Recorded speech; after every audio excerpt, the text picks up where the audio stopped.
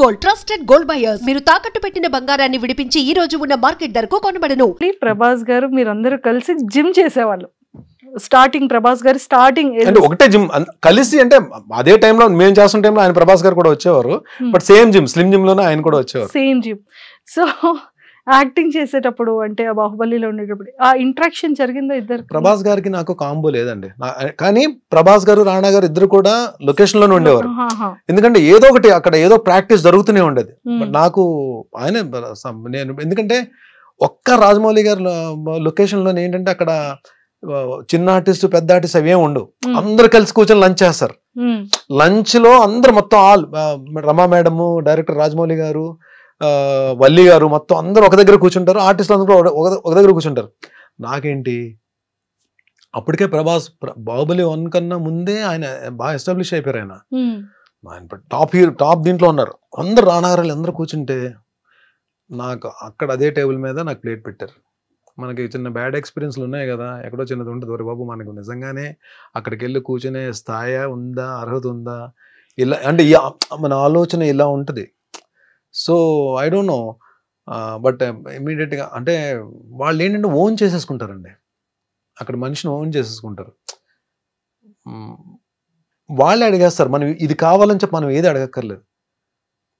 మరిని రామ్మ కూర్చో రమా గారు పిలిచేస్తారు. రమా గారే మనకి ఏమన్నా కావాలంటే టచ్అప్ ఆవిడే చేసేస్తారు. రమా మేడమే మన ఆర్నమెంట్స్ ఏమైనా ఉంటే ఆవిడే సెట్ చేసేస్తారు. అసలు మనం ఇది కావాలి, ఇది ఏంటి మన మిర్రర్లో కూడా చూసుకోవాల్సిన అవసరం లేదు. షార్ట్లోకి వెళ్ళినప్పుడు పర్ఫెక్ట్గా తీసుకెళ్ళి నిలబెడతారు. అంటే వాళ్ళు ఆర్టిస్ట్ని మాత్రం భలే ట్రీట్ చేస్తారండి. అది మాత్రం ఆ లొకేషన్లో అంటే వర్కింగ్ స్టైల్ అలాగే ఉంటుంది, బట్ ట్రీట్మెంట్ కూడా అలాగే ఉంటుంది. బట్ ఆ టైంలోనే మాట కలిసాం కానీ, బట్ అప్పటికి నేను నా గెటప్లో ఉన్నాను. అది మార్తాండవర్మ క్యారెక్టర్. ప్రభాస్ నన్ను చూసి ఆయన ప్రభాస్ గారు గుర్తుపెట్టుంటారు. బట్ నేను ఎప్పుడు అక్కడ ఒక 3 days 4 days ఆయన వచ్చున్నారు ఆయన లొకేషన్కి. బట్ నేను కలిసి మన ఇద్దరం స్లిమ్ జిమ్లో కలిసి వర్క్ చేసాం అని చెప్పి నేను ఛాన్స్ తీసుకొని చెప్పలేదు నేను. బట్ చెప్పినా ఆయన డెఫినెట్గా పాజిటివ్గా రియాక్ట్ అవుతారు. I know about him. But నాకేందుకంటే నేను ఫస్ట్ టైం అంత పెద్ద దీంట్లో రమ్యకృష్ణ గారు, నాజర్ గారు, సత్యరాజ్ గారు వీళ్ళందరూ కాంబినేషన్ ప్లస్ ఒక 500 మంది జూనియర్ ఆర్టిస్టులు, వీళ్ళందరితో కలిసి అది ఎపిసోడ్ కదా నాది. నా టెన్షన్లో నేను ఉన్నాను. ప్లస్ ఎందుకంటే నేను ఈ మూవీ యమదొంగకి రాజీవ్ అన్న రిఫరెన్స్ తోటి వెళ్ళాం కాబట్టి ఆ క్యారెక్టర్ ఏం తీసుకోలేదు. బట్ దీనికి ఆడిషన్ ఆయనే చేశారు. ఆయన ఆఫీస్కి పిలిచి ఆయన హోమ్ థియేటర్లో కూర్చొని మొత్తం డోర్స్ అని వేసేసి ఆడిషన్ తీసుకున్నారు రాజమౌళి గారు ఆ క్యారెక్టర్. తెలుగు తమిళ్ 2 డైలాగ్స్ చెప్పాలన్నమాట.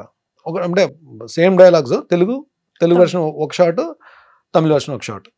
ఆ టెన్షన్ తమిళ డైలాగులు కూడా ఉన్నాయని చెప్పి ఆ దీంట్లో ఉండేవాడిని కాబట్టి ఎవరిని పెద్ద పలకరించి నా పనిలో నేను ఉండేవాడిని అనమాట. But it was a great experience working with Rajamouli sir. కలాం తల్లి. నెక్స్ట్ ఫిలిమ్స్ లో రాజమౌళి సార్ నెక్స్ట్ అంత మనం రాజమౌళి గారు సినిమాలో 2 సినిమాలు చేసాం కానీ మన కాల్ వచ్చేస్తుంది అనుకుంటే అది పొరపాటు అండి. అది ఎవరో లక్, ఎవరు మావాడు శేఖర్ కదా, పేరే ఛత్రపతి శేఖర్ అని పెట్టారు. అంటే రాజమౌళి గారు మూవీస్ లో మ్యాక్సిమం ఉంటాడు.